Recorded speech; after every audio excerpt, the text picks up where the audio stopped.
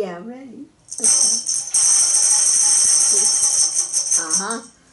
The That comes from rattlesnake. my days spent in the A.T. Tilly Sunrise Baptist Church. There you go. Kind of peek through the window, Uh-huh. through the, well, it's another story. Peek through the Yes.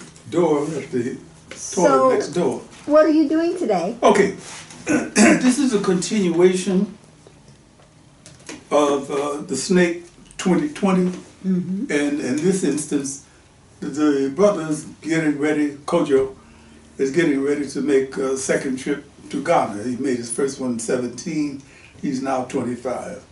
And before he goes, he is reviewing, and the way you do when you get ready to leave town, you review some things.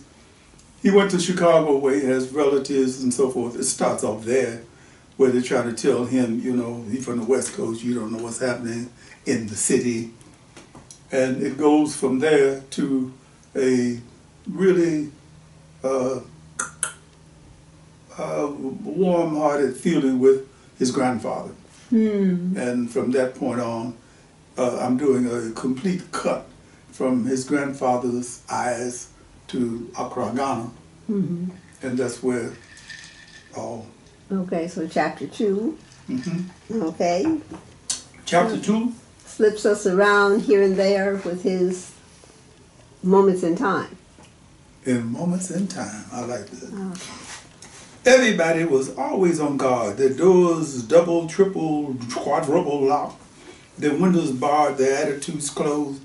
Hey, look at it this way, cuz it's about survival, man. Survival. You're from California. Y'all don't know nothing about this kind of stuff. He was forced to agree, even though he didn't agree. Los Angeles, California could be as dangerous, freaky, ill-tempered.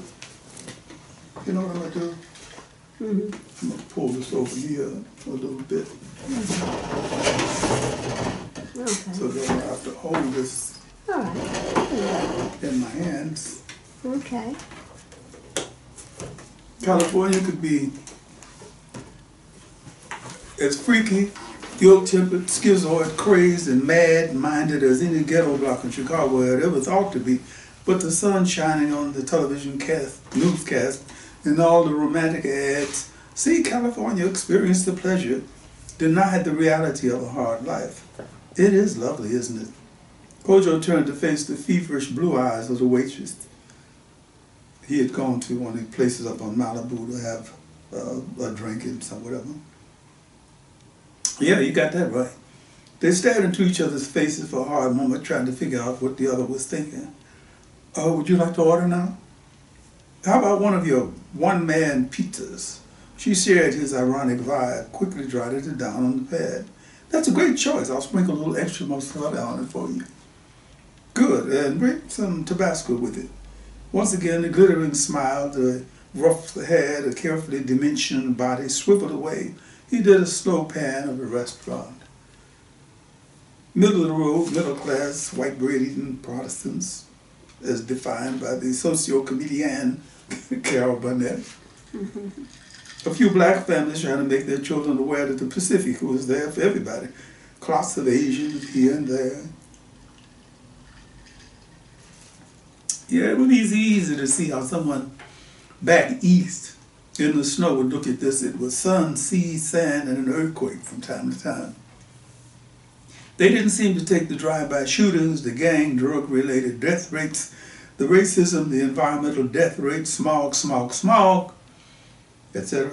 The absence of drinkable water, AIDS, psychosis, bred by the craziness of the moment, the desperate urge to keep up, the car, vehicle smash-up devastation. Oh, well, what the hell, you can't win them all.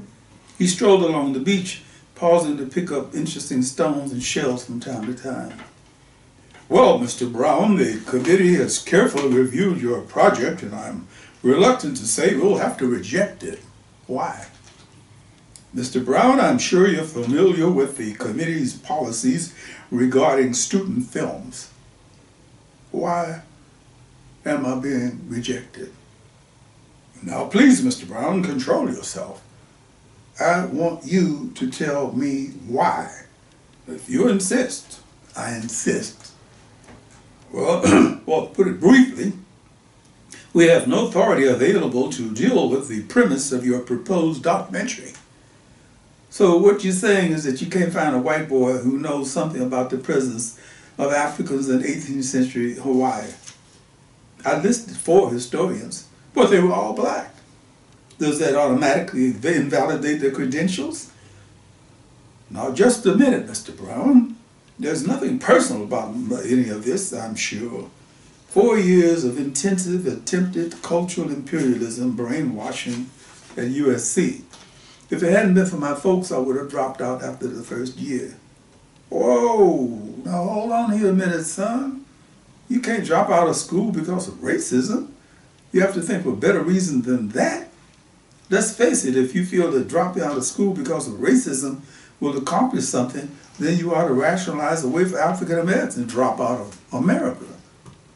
He sat on a clump of boulders near the shoreline, lost in thought, his camera eyes recording the soft velvet hues of the afternoon sun. Mr. Brown, I think our committee has been extremely lenient with you. We allowed you to do your film as you requested without the advice of a faculty advisor.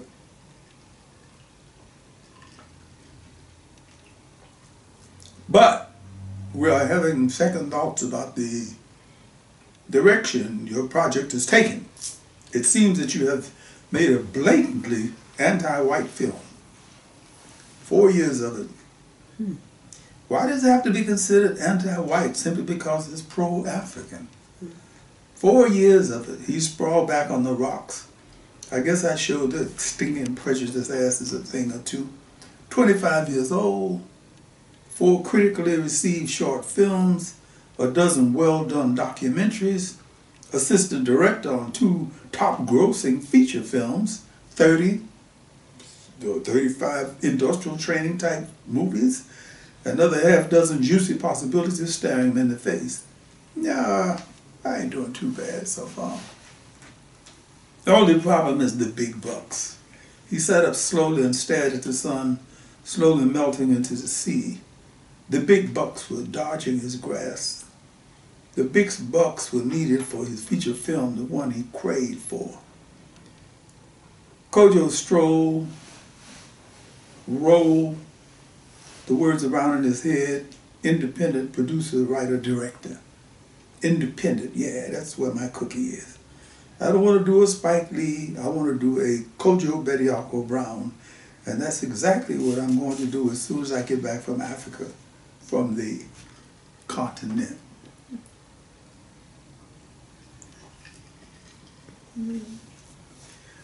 Kojo stared out at the milky white clouds surrounding the plain. Well, I'm on my way. After the parties, the dancing, the good times, the libation.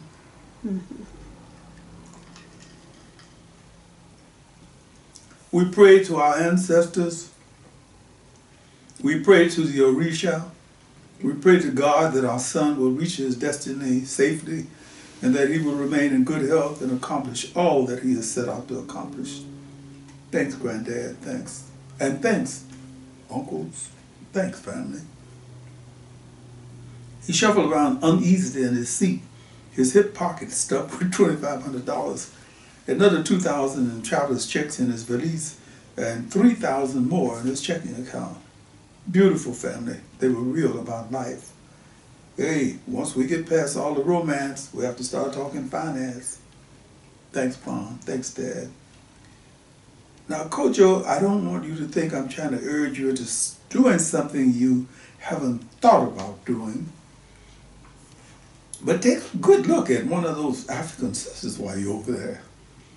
Why only one, Mom? Well, hey, let's get real around here. How many daughters-in-law do you think I can handle? He settled his head back against the seat and closed his eyes. Kojo Bediako Brown, grandson of Kwame and Tanina Oshalashe Brown, son of Kofi and Njinga. A bright flare of sun washed across his eyelids, reminding him of Chicago and the days when he tramped through freezing rain, snow, ice, the cruelty of life in the ghetto. Dad, is it really true that we're middle class?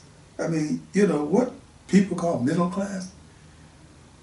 No, we're not middle class, Kojo. We're African Americans. You see, designations like upper, upper, lower, upper, middle, middle, middle, and all the rest were designed by white folks for white folks. The reason I'm saying this is because no matter how much money an African American has, he's still subject to being treated in an undesirable way, to put it mildly. Yes, I know somebody's always running around screaming things are better than they were. Well, hell, they couldn't get any worse. They had to get better. So we're not middle class. I'd say that we're super class because we're African Americans. That puts us in a class by ourselves. What made you ask a question like that anyway?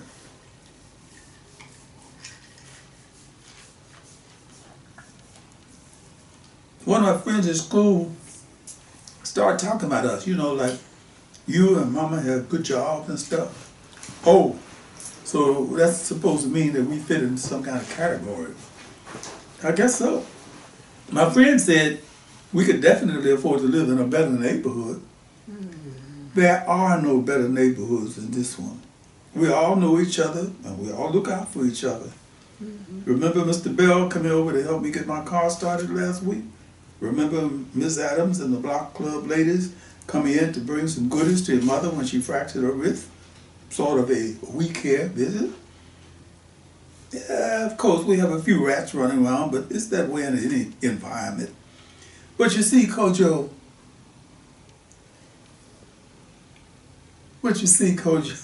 Yeah. the point is this. The minute some of us luck on to some kind of money, we immediately want to move away from our own people like we've suddenly become afraid of each other or something. Be careful of false perception. They can blind you to the truth. I join you in applauding that. The soft drone of the plane and the filtered sunlight ease him into a twilight sleep. Come on, Kojo.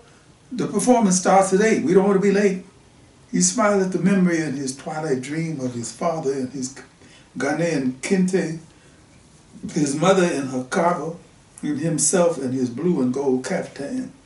Performance of the Ballet Africain from Guinea, the Nigerian National Drum Ensemble, the National Drama Company of Ghana, the National Dance Ensemble of Senegal, couture lessons, kumba ding da, with Brother Moshe, capoeira regional lessons with Mestre Enrique, plays, art, exhibitions, festivals, jazz clubs, and concerts, whatever was authentically Afrocentric. Kojo, don't ever be ashamed of being an African American. Always remember we are the ones that made this country a world-class power with our sweat, blood, strength, and bones of our ancestors, not the Europeans. He came out of his twilight sleep with a simple theme in his mind. I got to give them some grandchildren soon. Many hours later, after a stopover in London and the pregnant pause in Kano, Nigeria, he stared down on the city of Accra. Wonder what's changed in 8 years.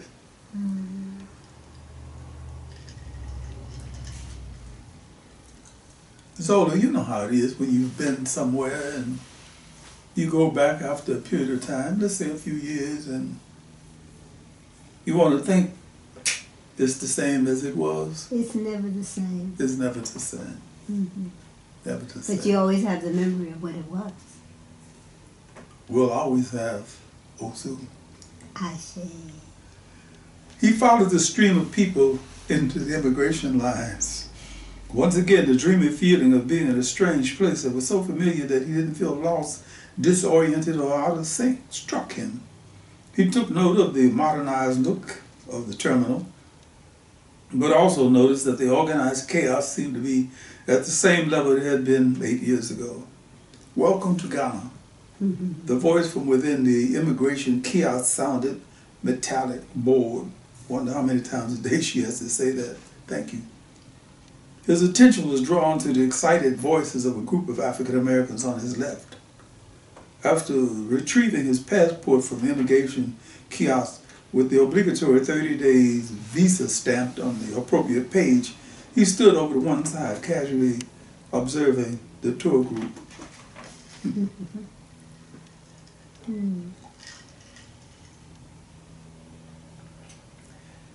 He knew it would have been grossly impolite, maybe even patronizing, to laugh at the sisters and brothers, but that's what he felt like doing. Maybe it's just in me to see something funny about any group of people milling around, waiting for the program to be called out. He intensifies his observation. About 30 people, obviously middle class. Sorry, Dad. His camera eye isolated clusters of different attitude. There, the imperial couple. The man leaning on an oversized walking stick, kitchen cloth of every type blazing in the dull gleam of the air terminal lights. 3 school teacher types, probably on summer sabbaticals, hair braided to the bone, braceleted on all 4 limbs.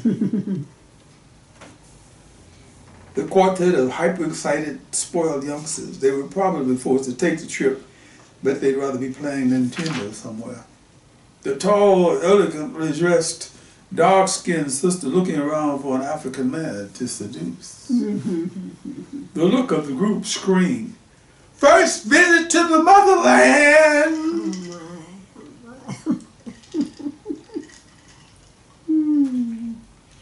He created an instant satire, the camera isolating African-American attitudes. Why should the African-American visit home always be treated so stiffly, so humorously? He questions his motive for wanting to do a satirical film comedy of errors of the group. I shouldn't be so cynical. How many of us have had kind of upbringing I've had where the Africa thing was always kept in perspective? They ought to abolish the term tourist for African Americans returning to Africa. And while they're about it, it wouldn't be a bad idea to deal with dual citizenship for those of us in the diaspora. He made his way through the usual customs rigmarole. Anything to declare? He had requested that his father's friends, the Chinnaboys, shouldn't pick him up at the airport. Well, why not?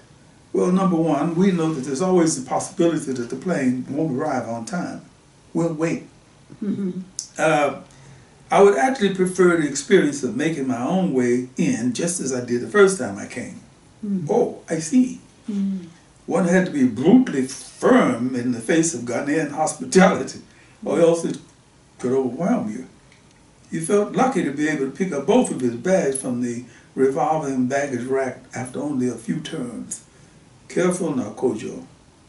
Mustn't start making judgments. See it the way it is, the way you did the first time. Bagged in hand, he eased himself through the customs inspection, paying as little attention to the inspection of his bags as the inspectors paid. Just think, I could be bringing 10 kilos of cocaine in here. The organized chaos on the inside gave way to less organization on the outside. He only had a few moments to take note of the African twilight before the hustlers moved in. Taxi, taxi, sir. I will take you. I will take you. I am called Kwame. I am your driver. There was a cool about the man that he liked and the fact that he heard his grandfather's name. All right, brother, it's you. Let's go. I'm chartering a taxi for 2 hours. The driver cast a shrewd look in his direction. The man has obviously been to Ghana before. Kojo smiled at the scene they were leaving behind as he followed the driver to his taxi. It could be Mexico and black, as blasphemous as that might sound. The driver placed his bags in the boot of his car, jumped in behind the wheel and waited for instructions. Kojo checked his watch. 6 o'clock, time for all the things happening in Accra to happen Tuesday night. He made an impulsive decision to hang out for a couple of days, tune himself into the vibe. The hell with the Chinnaboys. I'll be there when I get there. He knew everything would be cool no matter what he did. That's the way it was if you were a man in Ghana. Kwame, yes sir. Kwame, I want you to take me to Adabraka, and then to Labone, and then to Osu, and maybe a couple other places. Yes sir. And let's skip that sir bullshit. Yes sir. Nothing new on the food stands in Adabraka off of Kwame Nkrumah's Circle, popularly called the Circle or Cirque. Wow, looks like some of this stuff has been here since I was here last time. He strolled through the cooked food market, pausing to check out the ugly smoked fish, the beautifully glazed turkey butts, the bits and pieces of things he couldn't immediately identify. Buy my food, it is good, here, stop here. The women who sold the food were perched on wooden stands above the pedestrian heads. Why? Auntie, why do you have your food way up there? It's polite to call older women auntie. The woman stared down from her 6-foot-high perch. You want smoked fish, turkey meat? Very good. Yeah, I want some fish, but I want you to tell me why you sell your food way up there. The woman frowned, looked away as though she were embarrassed, and finally said, it is to keep the young one from stealing the food. Oh my. Goes about a couple of pieces of fish he didn't really feel the appetite for, and strolled around the raucous market, sobered by the woman's information. I don't remember people stealing anything when I was here before. He looked around the food market with a different attitude. There was a carnival atmosphere with the bright lights, the brawling music, the crowds, but the undercurrent was serious. There was no uneaten food tossed on the ground, none of the waste that would be found at an American carnival, no glitzy, tricky, money-sponging games. No one wanted to spend money on anything that wasn't real. He wandered back to his chartered taxi, filling up on atmosphere, beginning to feel hungry, not simply snackish, but hungry. Labone. Labone, sir? Yeah, Labone, the Chinese restaurant. Hilong. That's the one, Hilong, Labone. Driving through the once familiar streets, he was beginning to feel in touch with the scene. Adabraka, the Circle, Labone, and the Chinese restaurant, one of the few Chinese places that didn't cornstarch everything to the stretching point. Hilong. He asked for a corner table and checked the time. I've been here an hour already. Back on the continent for a whole hour. What region is your food from? Chinese food from China. The memories of his attempt at cuisine research made him smile. He did a slow pan of the people drinking and eating.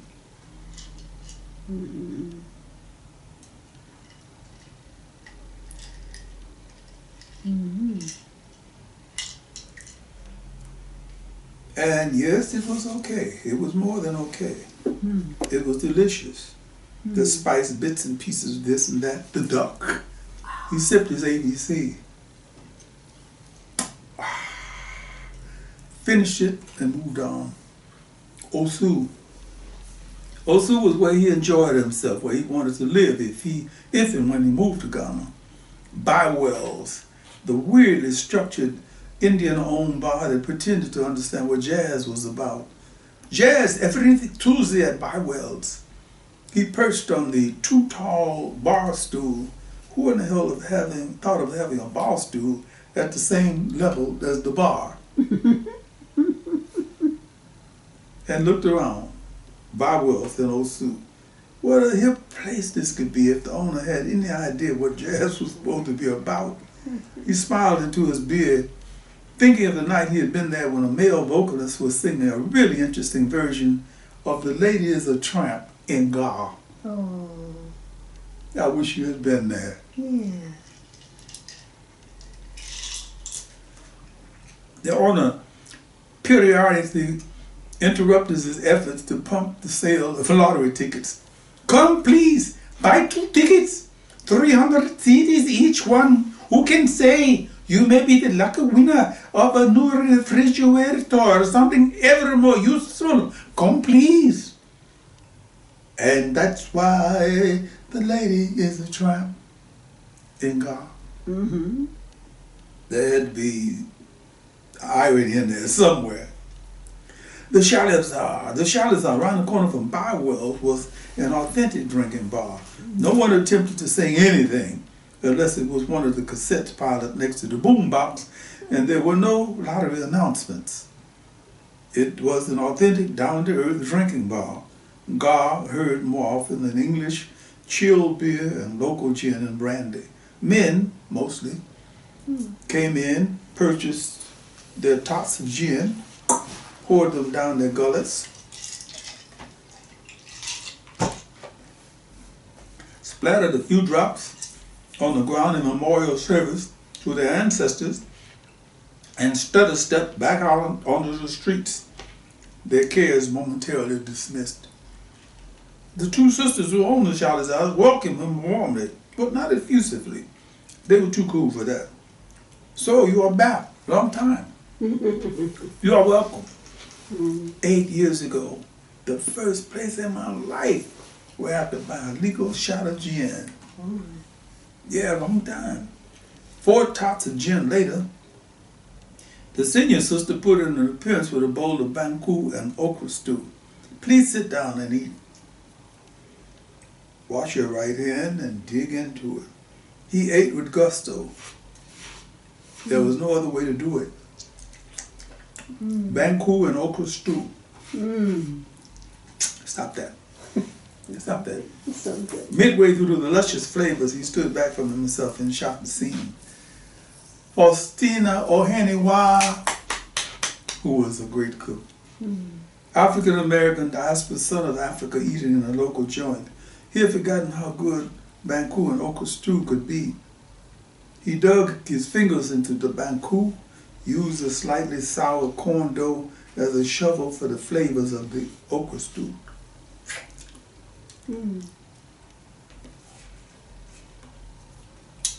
Okra stew, they call it here. Okra. He dug into the mixture, enjoying and appreciating the flavors he had almost forgotten. This wasn't glazed turkey butt or salted fish. It was real, live, done right now food. Yeah, this is Ghana. I'm back home now for real. This ain't Chinese food. The girl who brought him the bowl of water and soap to wash his hands after his enthusiastic appreciation of the meal smiled shyly at him. What was her name? She was a little girl when I saw her last time. And now look at her, she's a woman. How old? She must be 16 at least. He sat at his favorite table in the rear of the bar and stared out of the window, slatted at the evening's activities. Nothing had changed in any substantial way. Men, women, children flowed past, laughing, talking, arguing, joking, singing, playing, enjoying the cool night air. He felt sleepy, lulled into an acute state of low-profile elation, jet lag coming on with all this good chop inside of me. How much did I eat? How many tots? Time for me to chill out. See you guys later. I gotta go get some sleep. My first night in town. Oi waladon. Oi waladon. Thank you. The Ghana Hotel, the Ghana Garden Hotel. He woke up listening to roosters crow. The Ghana Garden Hotel was centrally located. He could change money 2 streets away, call the channel boys to tell them he had arrived and that he would be with them on Friday. And then I'll call Comfort. Wonder if she's still driving people crazy at the ministry. Room number 206, the same room. Maybe the same foam mattress. He stared up at this fan in the ceiling, feeling his body full of mosquito bites. The Ghana Garden Hotel had been the location for his introduction to malaria. He made an involuntary shudder, recalling the onset of the illness. A brief flu-like weakness, and then a total wipeout, no appetite, no strength to speak of, no will to fight the infection, a bell-tone headache, aching joints. The desk clerk had come to his room to deliver a message from Comfort Latte and discovered him drenched in sweat, shivering from chills, pursued by demons in his fitful naps. "Oh, sir, you have malaria." "No shit." They taxied him to a small private hospital in Osu, where the arrogant doctor arranged for saline drip and ignored all of his deliriously slurred questions. "Doctor, you think I'll ill? What are my chances, huh?" The next few days were days he had labeled malaria video. He could close his eyes and see scenes, colors, plants, animals, demons, things that he could never have imagined in a clear-minded state. He felt a small bump on the back of his right shoulder. Damn. So that's all I need is a good case of malaria. Mustn't get paranoid. Wednesday morning in Accra, Ghana, West Africa. He wrapped the sheet he had slept under around his waist and went to the window. Africa. The swarms of people going and coming made him think of colorful ants. Nothing else could make any sense but Technicolor. He stood there for a few thoughtful minutes, putting storylines and camera angles together. The young woman selling oranges from a tray on her head. The clustered people surrounding a kiosk across the street. Two women with babies strapped to their backs, oblivious to the swarms of people who divided around them like rocks in a shallow river. Must be a hell of a conversation to have it. Young people everywhere, working, people pushing, pulling, hauling, selling, buying, old people shuffling through all of their activities, seemingly as oblivious to the hustle bustle as the two conversationalists. Well, guess it's time to jump down into all of this dripping water, find out who was what and what is happening. Mrs. Chinabua, please don't worry about me. I'll be okay. I've been to Ghana, to Accra before. I know my way around. I'll be okay. But we were going to prepare dinner for you. I will definitely be there Friday evening. How will you eat until then? Please don't worry about me. There's some excellent restaurants around. You won't forget Friday.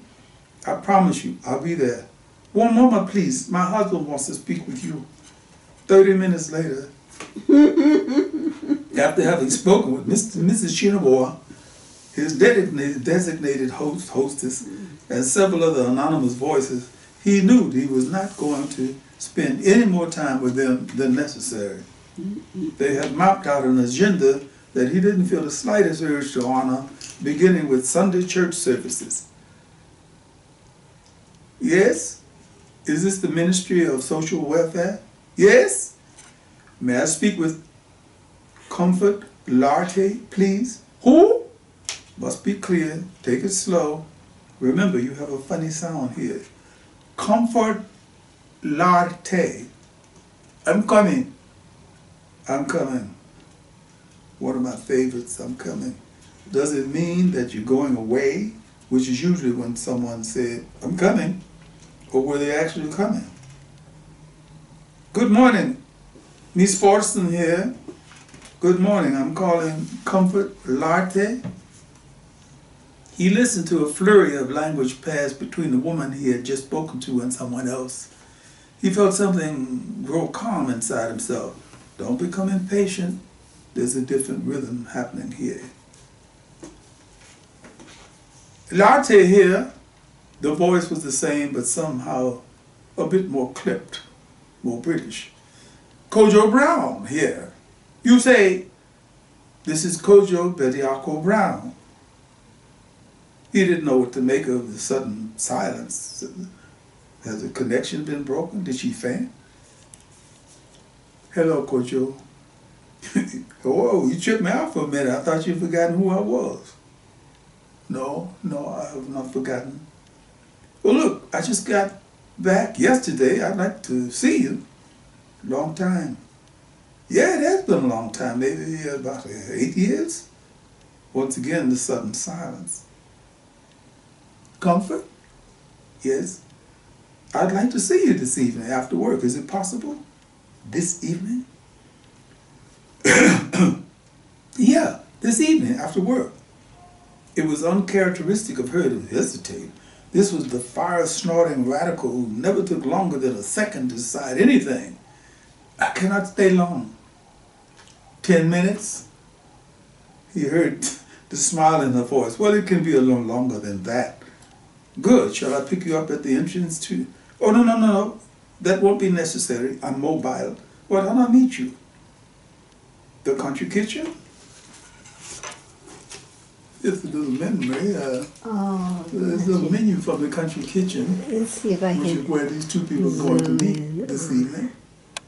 Kojo and one of his ex-girlfriends, one of the two, comfort latte. We'll have to show the menu at another time too. It's not quite clear. Okay. Okay. Mm-hmm. Yes, the country kitchen. That would be fine. See you about 5:30? Yes, I see you have a good memory about something. See you later. Okay. He hung up feeling uneasy about the situation. Mm-hmm. She sounded married. Oh, well, let's see what we shall see. Now then, let's see what I can find to eat around here. Mm-hmm. The choices remained the same. He could line up 10 paces from an open, stinking drainage ditch to eat a tasty bowl of rice and gravy. He could buy an ear of corn, a bag of peanuts, or something he hadn't thought about. Or he could take a taxi to one of the restaurants he knew and trusted. The problem was time. The restaurants opened at 12 noon, closed at 3 p.m., and reopened at 7. No one had ever successfully explained to him why it had to be that way. The alternative was to go to one of the posh hotels where everything was overpriced. He opted for Novotel. The Novotel dining room faced the swimming pool, was open for breakfast. Good morning, sir. Yes, good morning. May I have the breakfast special, please? Yes, sir.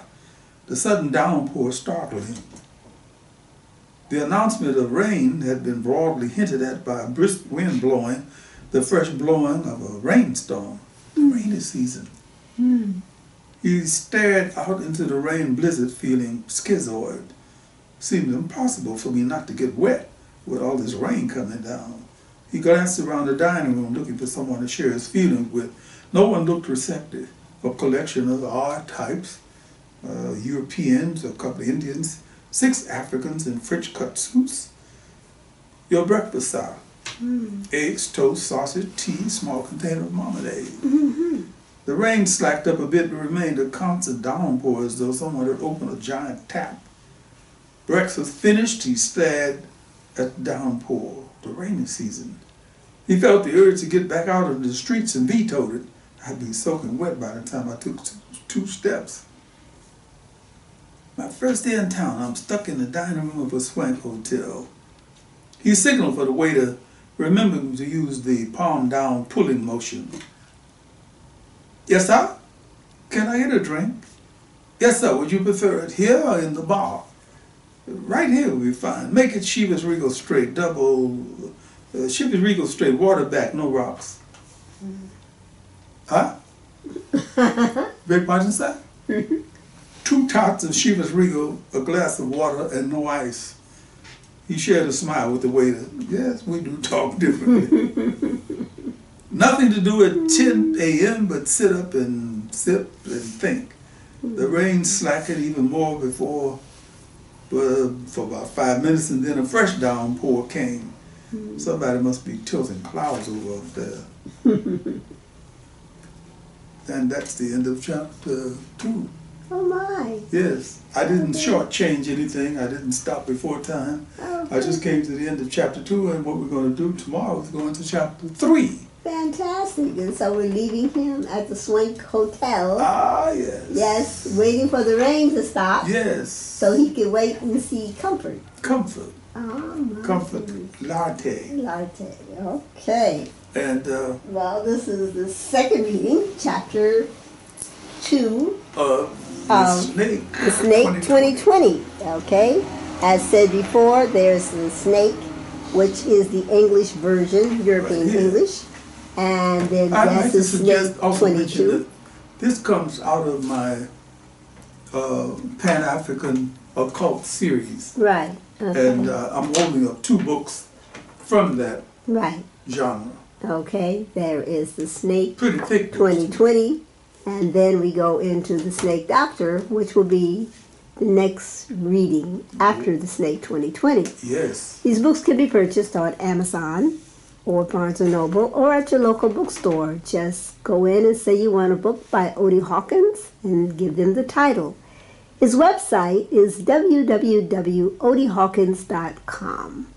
And if you like this video, this moment in time, please subscribe. Otherwise, we will be seeing you tomorrow. Another moment in time. Ashe.